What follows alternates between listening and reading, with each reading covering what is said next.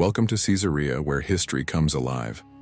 If you're fascinated by the mysteries of the ancient world, make sure to like the video, leave a comment, and subscribe to our channel.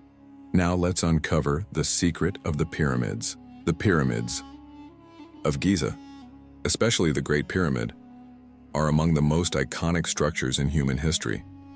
Built over 4,500 years ago, their construction still sparks debate and amazement. How did the ancient Egyptians, without modern tools or machinery, build monuments so massive and precise?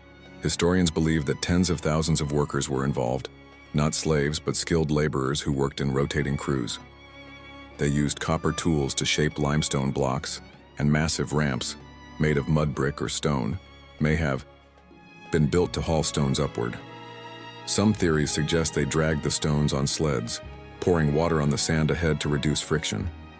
Others think spiral ramps wrapped around the growing pyramid, and yet with no definitive records, much remains speculation. The alignment with stars, the exact proportions, and the engineering precision all point to a level of knowledge far beyond what we often imagine for the ancient world. These monuments weren't just tombs. They were statements of power, spirituality, and divine connection, built to last for eternity. What do you think?